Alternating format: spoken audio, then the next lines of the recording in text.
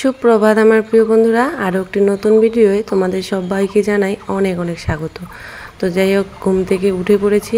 এখন সকাল হয়তো বা 7টা বেজে গেছে। ঘুম থেকে উঠে আগে সোজা টেপি আর ভুলুকে দেখো জমির মধ্যে নিয়ে আসলাম। আর চারপাশটা তোমরা দেখতে পাচ্ছ, ভুট্টা ক্ষেতের ওই পাশটা মনে হচ্ছে একদম কুয়াশায় ঢেকে গেছে। তো আজকে না আকাশটা বেশি একটা রোদ ওঠেনি সকালবেলা, একটু আবহাওয়াটা অন্যরকম বৃষ্টি বৃষ্টি টাইপের মনে হচ্ছে, যেন কোথাও যেন বৃষ্টি হচ্ছে। তো টেপিকে জমির মধ্যে বেঁধে এসে দেখি ট্যাপের জল চলে এসে। তো জল নেওয়ার কোনো লোক নেই, জলগুলো এমনি পড়ে যাচ্ছে।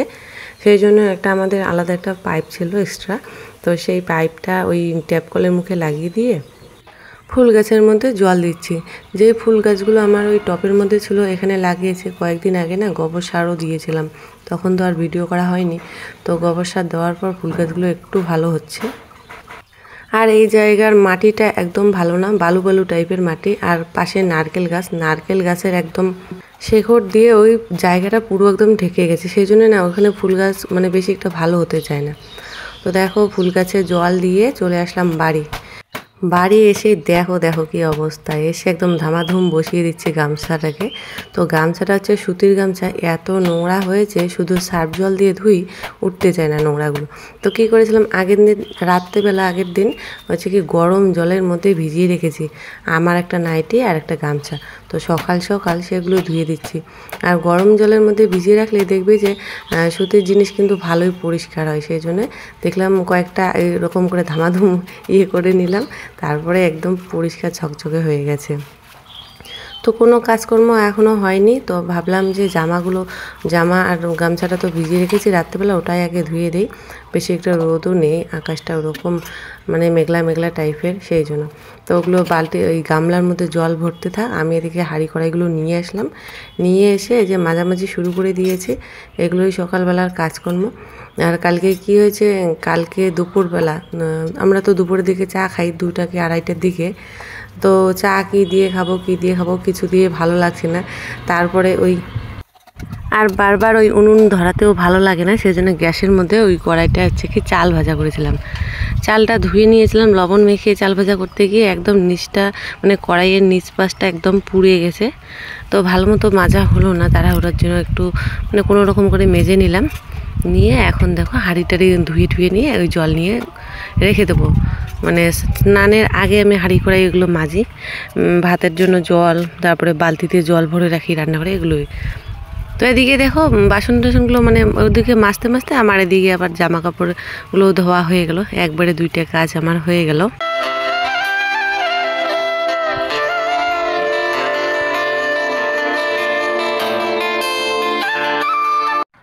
তো দেখো তোমাদের সঙ্গে তো শেয়ার করা হয় না, ভিডিও ছাড়া হয় না, সেজন্য শেয়ারও করা হয় না। আগে লাপা পালং শাকগুলো ছিল, এখন না আর লাপা পালং শাক খেতে ভালো লাগে না, গরমের সিজন। সেই জন্য এখন লাল শাক। আর আমাদের এদিকে বেশিরভাগ মানুষই গরমের সময় করে ওই পাট শাক খায়। সেই পাট শাক ছিটিয়ে দেওয়া হয়েছে। পাট শাকগুলো শুধু হালকা হালকা হালকা বলছে, একদম ছোট ছোট। আর এই যে লাল শাকগুলো একটু বড় হয়েছে, এত সুন্দর হয়েছে না লাল শাক তো কিনে খাই আমরা। তো যেহেতু জায়গা আছে সেই জন্য দেখো লাল শাকগুলো অল্প একটু জায়গার মধ্যে করা হয়েছে। এদিকে লাল শাকগুলো খেতে খেতে পাট শাকগুলো বড় হয়ে যাবে, তখন লাল শাকগুলো তুলে ওখানে অন্য একটা কিছু লাগালে হয়ে যাবে, তখন পাট শাকগুলো বড় হয়ে যাবে। আর দেখো মিষ্টি কুমড়া ফুল ধরেছে, এতগুলো মিষ্টি কুমড়া, যেগুলোতে মিষ্টি কুমড়া ধরে সেই ফুলগুলো ধরেছে। আর একটা মিষ্টি কুমড়ো আটকাচ্ছে না গাছের মধ্যে, সবগুলো পচে যাচ্ছে, জানি না কি কারণে। অনেক মিষ্টি কুমড়ো ধরেছে, প্রায় 10-12টার মতো, একটাও বড় হচ্ছে না, একটু করে বড় হচ্ছে আর পচে যাচ্ছে। কিসের জন্য পচছে আমি বুঝতে পারছি না। তারপরে শাকটা তুলে দেখো চলে আসলাম পিছনে। এই যে এত বাতাসের মধ্যে পিছনে তো অনেক গাছপালা, সেই জন্য দেখো কত একদম পাতায় পাতা হয়ে গেছে। আর হচ্ছে কি ওখানে যে লাল শাক তুললাম, লাল শাক তোলার পর লাল শাকগুলো তো একদম কচি আর ছোট ছোট, বেশি তুলিনি, অর্ধেক লাল শাক তুলেছি। তারপর অনেক মিশালি শাক তুলেছি, অনেক ধরনের শাক তুলেছি, সেগুলো তোমাদের সঙ্গে শেয়ার করা হয়নি। একেবারে চলে আসলাম পিছনে ঝাড়ু দিতে।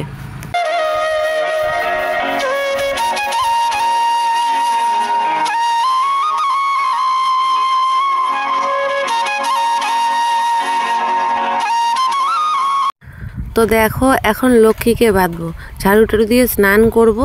তো তখন আবার লক্ষ্মী ডাকছে, মানে দূর থেকে শুনতে পাচ্ছে, বাড়ির ভেতর থেকে শুনতে পাচ্ছে যে লক্ষ্মী ডাকছে। তখন মনে পড়লো লক্ষ্মীকে তো বাঁধা হয়নি, জমিতে গিয়ে বেঁধে আসি। এই একটা জমি আছে এই পাশে, একটু ঘাস আছে, বেশি ঘাস নেই, মানে ছাগলগুলো কি করে খুঁটে খুঁটে খায়, কিন্তু গরু তো আবার ওরকমভাবে খায় না, সেই জন্য না মানে বেশি একটা পেট ভরে না, ওই জল টল তারপরে হচ্ছে কি খড় খেয়ে পেট ভরতে হয়। তো দেখো ভুট্টা ক্ষেত, দুই পাশে ভুট্টা ক্ষেত, আর এই পাশে বাঁধলাম, টেপিও ওখানে আছে। তো একেবারে স্নান সেরে পূজা সেরে চলে আসলাম রান্নাঘরে। তো রান্নাঘরে এসে এই যে সব কিছু মানে বেচাবেচি করে ধুয়ে টুয়ে নিয়ে এখন রান্নাটা বসিয়ে দিয়েছি, উনুন ধরিয়ে নিয়েছি। উনুনটা বেশ ধরেছে, খুব সুন্দর জাল ধরেছে। আর কালকে কি করেছিলাম, কালকে বিকেলবেলায় মানে অনেকটা কাজ এগিয়ে রেখেছিলাম, এই রান্নাঘরটা মোছামুছি করে রেখেছি। দেখো দেখেই বুঝতে পারছো একদম মোছা আছে, উনুন টুনুনগুলো একদম কীরকম কালি কালি হয়ে গেছে। উনুনগুলো লেপেছি, দুটা উনুনে লেপেছি, রান্নাঘরটা লেপেছি, বাইরে কিছুটা অংশ লেপেছি। তো শাক তো তুললাম, শাক তো রান্না করব। আর কি রান্না করি, ডিমের যদি তরকারি রান্না করি, দেবা বেশিটা খেতে চায় না। তো দেবারের জন্যে মানে রান্না বান্না, দেবা যেটা পছন্দ করে সেটাই রান্না হয়। তো পাঁপড় ভাজা আর হচ্ছে কি ডাল এগুলো পছন্দ করে, সেই জন্য ডাল করছি আর পাঁপড় ভাজা। আর যে দেখো শাকগুলো মানে একদম কচি কচি শাক, তো সেই জন্য সামান্য একটু হয়েছে, তো চলবে, আমাদের দুজনের হয়ে যাবে। বেশি একটা আমরা শাক খাই রোজ দিনে, কিন্তু একবারে যে এক গাদা করে খাই সেটা না, অল্প একটু হলেই হয়ে যায়। তো দেখো এখন ডিমটা অমলেট করে নেব, রান্না মোটামুটি শেষের দিকে, বেশি কিছু রান্না নেই, সেই জন্য আজকে তাড়াতাড়ি রান্নাটা হয়ে গেল। দুইজনের জন্য দুইটাই ডিম অমলেট করছি। আর দেবা তো ডিম ভাজা খায় না, ও খাবে পাঁপড় ভাজা, সেই জন্য ওর জন্য পাঁপড় ভাজা করেছি আর একটু তাড়াতাড়ি রান্না করছি, দেবা স্কুলে যাবে সেই জন্য। তো ওদিকে রান্নাবান্না করে রান্নাঘরের আবার বাসন কুসন মাজতে লাগবে, দেবাকে স্নান করিয়ে দিতে লাগবে। জল বসিয়ে দিয়েছি স্নানের জন্য, তো ডিম ভাজাটা নামিয়ে রেখে ওকে হচ্ছে কি স্নানটা করিয়ে দেবো। দেখো দুজনের জন্য দুইটা ডিম ভাজা করে নিয়েছে। আর কি রান্না করেছি সেগুলো দেখাচ্ছে, যে শাক ভাজা, মিশালি শাকটা ভাজা করেছি, আর এখানে রয়েছে পাঁপড় ভাজা, লিচু পাঁপড়, আর করেছি ডাল, মুগের ডাল, একটু সবজি দিয়ে, গাজর বিনস ফুলকপি এগুলো দিয়ে ডাল করেছি। তো রান্না সেরে স্নান সেরে দেবাকে খাইয়ে দিলাম, খাওয়া দাওয়ার পর ওর ব্যাগটা গুছিয়ে দিলাম, টিফিন বক্স গুছিয়ে দিয়ে জামা প্যান্ট পরিয়ে দেখো রেডি।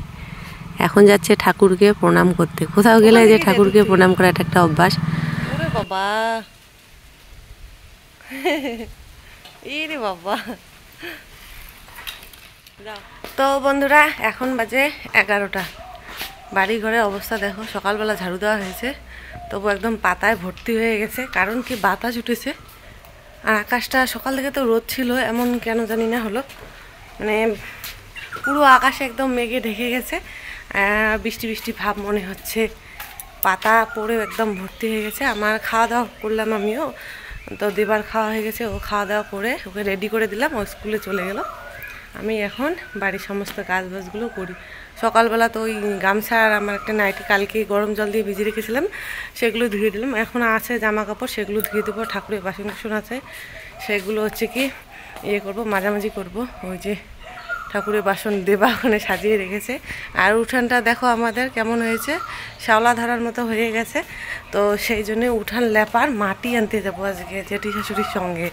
তো আমার জায়ের সঙ্গে যাওয়ার কথা ছিল, তো যা হচ্ছে কি নিয়ে এসছে রিম্পার সঙ্গে গিয়ে, সেই জন্য আমি জেঠি শাশুড়ির সঙ্গে যাব।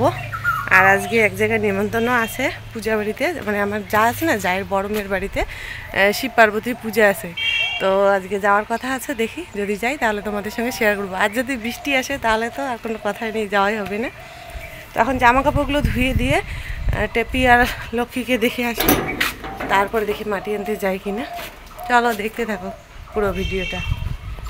ভুট্টা গাছগুলো কত বড় হয়েছে, আর যে ভুলু চলে এসছে ভুট্টা ক্ষেতের মাঝখানে ঘাস খাওয়ার জন্যে। আগের বার তো ধান ক্ষেতের ভিতরে আমার টুনিকে খেয়ে নিল শিয়ালে, এরও মনে হচ্ছে শিয়ালের পেটে যাবে। একটু বাচ্চা তো বাঁধাও যায় না। চল চল চল চল চল। এই যে ভুলু কত দূরে চলে এসছে, এই পাশে ভুট্টা ক্ষেত, এই পাশে ভুট্টা ক্ষেত, মাঝখানে এই যে জমি, এই জমিতে একটু ঘাস আছে, সেই জন্য এত দূরে এসছে। আমাদের বাড়ি এসছে ওই যে দূরে দেখা যাচ্ছে না, চালটা দেখা যাচ্ছে আমার জায়ের বাড়ি। চল চল চল চল।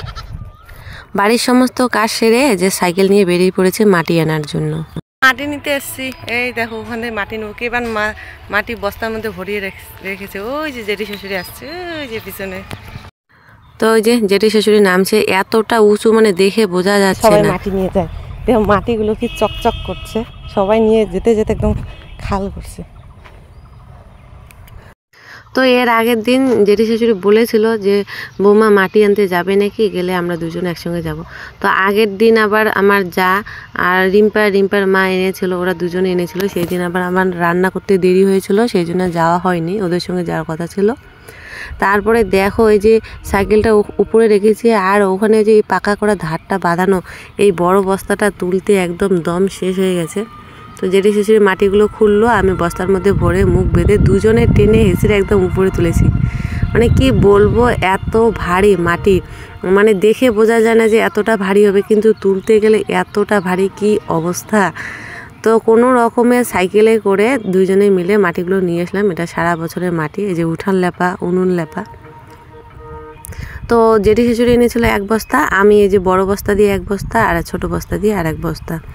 তো মাটি এনে একদম দম শেষ হয়ে গেছে, নড়তে ইচ্ছে করছে না, এত ভারী। তো এখন হচ্ছে কি দেখো, ওই সাইকেলটা নিয়ে গেছিলাম, আর সাইকেলটা কয়েকদিন ধরে ঘরের ভিতরে পড়ে আছে। এত ধুলা, এই চৈত্র মাসে, ফাল্গুন চৈত্র মাসে তো জানোই কেমন হাওয়া ওঠে, হাওয়ার জন্য ধুলা একদম ঘরের ভিতরে ধুলা ঢুকে, যে জিনিসপত্র রাখো না কেন ধুলার জন্য একদম নোংরা হয়ে থাকে।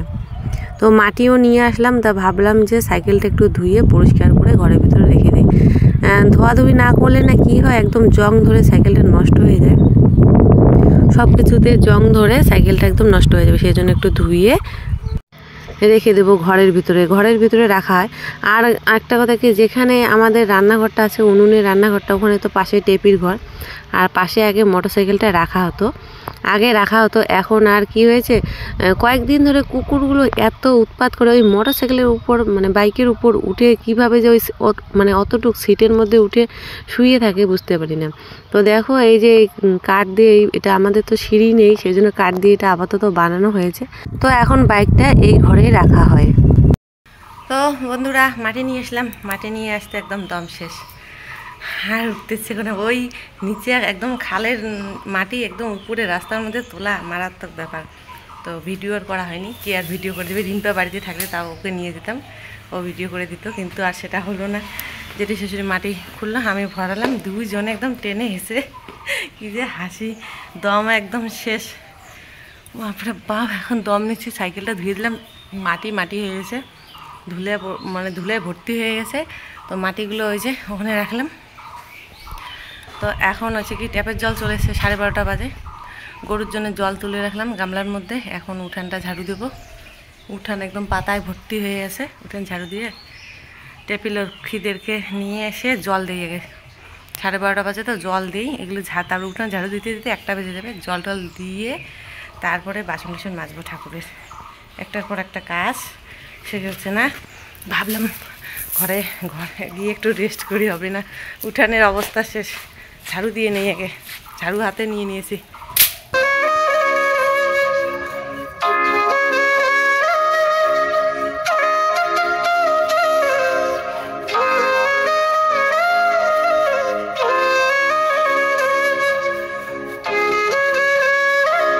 তো ওই যে উঠানটা ঝাড়ু দিয়ে নিলাম, বাতাসে চোটে একদম, এত সকাল সকাল, বিকেল কিন্তু এখনও হয়নি, দুপুরবেলায় উঠানটা ঝাড়ু দিয়ে নিলাম, পাতায় ভর্তি হয়ে গেছে। ঝাড়ু দিয়ে এই যে এখন হচ্ছে কি দেখো, ঠাকুরের বাসনগুলো মাজলাম। আমাদের খাওয়ার দাওয়ার পর যেমন অনেক বাসন কোসন হয়, আমাদের ঠাকুর ঘরেও সেরকম হয়। দেখো সকালবেলা একবার পূজা হয়েছে, পূজার পর অনেকগুলো বাসন হয়েছে। তো সন্ধ্যাবেলা আবার বাসন লাগবে, সন্ধ্যাবেলা মাঝামাঝি, সেই জন্য আগে ভাগে বাসনগুলো মেজে রাখি। আর প্রদীপগুলো আগে মাজলে কি জল ঝরে থাকে, তাহলে সন্ধ্যা দেওয়ার সময় ওই জল থাকলে না, মানে সলতেগুলো ধরতে চায় না, মুছতে হয়। তো সেই জন্য আগে ভাগে এই যে বাসন কোসন মেজে সব কিছু ঢেকে ঢুকে রাখবো। মানে কাজ করে রাখলে কি হয়, তাড়াতাড়ি একটু কাজ বাজ করে একটু রেস্ট নেওয়া যায়। আর যদি অপেক্ষা করে যে পরে এখন করব, তাহলে আমার দিক থেকে মনে হয় একটু ঝামেলাটা বেশি হয়। দেবা যে স্কুল থেকে আসলো, দেখো যেদিন স্কুলে যাবে এর আগের দিন একটা গাড়ি নিয়ে এসছে, বাজারের পাশে স্কুল, আর এই যে আজকে যে খেলনাবাটি নিয়ে এসছে। তুমি কি মেয়ে মানুষের খেলনাবাটি, হাঁড়ি কড়াই থাল এগুলো নিয়ে এসছো, কাপ, স্কুলে গিয়ে কান্না, কে না কেউ চুল টানছে, আসার সময় কান্না। তো বন্ধুরা ওই যে দেবা স্কুল থেকে আসলো, তারপরে একটু মুড়ি মেখেছিলাম, চা দিয়ে মুড়ি খেয়ে দেবাকে নিয়ে একটু শুয়েছিলাম। শুয়ে থাকতে থাকতে ঘুম লেগে গেছে, চোখের মধ্যে ঘুমিয়েছিলাম একটুখানি। তারপর উঠে বিকেলবেলা টেপি লক্ষ্মীদেরকে ঘরে রাখলাম, রেখে এখন কিন্তু সন্ধ্যার আগ মুহূর্ত, সন্ধ্যা প্রদীপ দিতে লাগবে, সেই জন্য দেখো তুলসীর টবটা ঘরের ভিতরে নিয়ে যাচ্ছি। তারপরে হচ্ছে কি ঠাকুর করে সন্ধ্যা দেবো। তার আগে বেশি একটা অন্ধকার এখনও হয়নি, তো ভাবলাম যে ইয়েটা ধরানোর পর বাইরে সন্ধ্যাটা দিয়ে আসি। তারপর এগুলো করতে করতে না সন্ধ্যা হয়ে গেছিলো। মনে করো তুলসী পাটের দেওয়া লাগে, তারপর আমাদের বাইরে ঠাকুর ঘর আছে, ওখানে সন্ধ্যা দিতে দিতে ঘরের ভিতরে আস্তে আস্তে আমার সন্ধ্যা একদম অন্ধকার ঘুটঘুটে হয়ে গেছিলো। যাই হোক সন্ধ্যা দিয়ে দেখো রেডি হয়ে নিয়েছি। আর হচ্ছে কি রেডি হয়েছে কেন, যে তোমাদেরকে যে বললাম যে জায়ের মেয়ের বাড়ি যাব, ভাস্তির জামাইয়ের বাড়ি যাব। তো জামাইয়ের বাড়ি যাব, খালি হাতে কীভাবে যাব, পূজার যতই নিমন্ত্রণ হোক না কেন খালি হাতে তো যাওয়া যায় না, সেই জন্য বাজারে চলে এসেছি রেডি হয়ে মিষ্টি নেওয়ার জন্য। তো আমি এদিকে দাঁড়িয়ে আছি, আমি আর দেবা, আর হচ্ছে কি দেবার বাবা গেল মিষ্টি আনার জন্য। তো মিষ্টি নিয়ে সোজা চলে যাব। তো ওদের বাড়ি কোথায় বলো তো, আমার যে পুরানো বাপের বাড়ি আছে ওই পুরানো বাপের বাড়ি ওখানে। দেখো এই পাশে রাস্তাটা না এখন পাকা করেছে। আগে যখন আমরা আসতাম, যখন আমার বাবার বাড়ি এই রাস্তা দিয়ে যেতে লাগতো পুরানো বাড়িতে, তখন রাস্তাটার মধ্যে শিল ফেলানো ছিল। এই ইদানিং এক মাসও এখনো হয়নি, রাস্তাটা পাকা করেছে। দেখো চলে আসলাম, বেশি একটা দূরে না, কতদিন পর এই রাস্তাটায় আসলাম, এত যে ভালো লাগছিল মানে কি আর বলবো। তোমরা তো জানোই মেয়েরা বাপের বাড়িতে গেলে এত আনন্দিত হয়, আর অনেক দিন পর গেলাম। এই গ্রামে আমার অনেক স্মৃতি। এখন যেহেতু বাবারা নতুন বাড়ি করেছে, নতুন বাড়িতে থাকে, ওই বাড়িতে যাই, এখানে আর আসা হয় না। ছোটোবেলা থেকে এখানে আমি বড় হয়েছি, অনেক স্মৃতি জড়িয়ে আছে। এখানকার সব মানুষগুলো আমার চেনা পরিচিত। তো বন্ধুরা এখন চা খাচ্ছি, চা। ভাস্তি জামাইয়ের বাড়ি আসছি বলে কথা, ভাস্তির বাড়ি। তো চা খাবো না, তবু জোর করে চা দিল, বাইরে অনেক লোকজন বসে আছে, সেই জন্য রিম্পা আর আমি ঘরের ভিতরে এসে চা খাচ্ছি। এখন প্রসাদ খাবো। এর দিদি চা হলো, মানে মৌসুমি চা করলো, প্রীতমের মা। চাটা ভালো হয়েছে, দুধ চা। তো ভাগ্যের কি পরিহাস বলো তো বন্ধুরা, তো এটাকে নাকি ভাগ্য বলে। তো আমার বিয়ে হয়েছিল, আমার যদি বিয়ে না হতো না, তাহলে আমার দিক থেকে মনে হয় আমার এই ভাস্তিটারও বিয়ে হতো না। কারণ কি বলো তো, আমার বিয়ে হয়েছিল, বিয়ে হওয়ার পর বাবা আমাদের বাড়িতে যেত, আমার বাবা। তো তখন আমার ভাস্তিকে দেখেছিল, ওই বাবাই আবার ঘটকালি করেছিল আমাদের বাড়ির পাশে। আমার এক জ্যাঠার ছেলে আছে, ওই জ্যাঠার ছেলের সঙ্গে ঘটকালি করেছিল, তখন ওখানে বিয়ে হয়েছিল। দেখো তাই বলি, আমার যদি বিয়ে না হতো, আমার মনে হয় আমার ভাস্তিরও বিয়ে হতো না। কারণ কি বাবাও তো আসতো না এই বাড়িতে এখানে। যাই হোক এখানে মা বাবারা সবাই প্রসাদ খেতে এসেছিলো, এখানে দেখা হয়েছিল মায়ের সঙ্গে বাবার সঙ্গে, আর ওই বাড়ি যাওয়া হয়নি। তো বাড়ির পাশে এসেও বাড়ি যাওয়া হলো না, কারণ ওই পাশে আর যেতে ইচ্ছা করছে না। এখানেই পুরানো বাড়ি, যদি পুরানো বাড়ি থাকতো তাহলে যেতাম। দেখো বাড়ি চলে এসেছি, সবার সঙ্গে গল্পগুজব করতে করতে এখন 10:30টার মতো বেজে গেছে। দিদি আবার প্রসাদ দিয়েছে বাড়ির জন্য। তো যাই হোক বন্ধুরা, আজকের জন্য এখানে টাটা, সবাইকে শুভরাত্রি। দেখা হচ্ছে নতুন ভিডিওর সঙ্গে।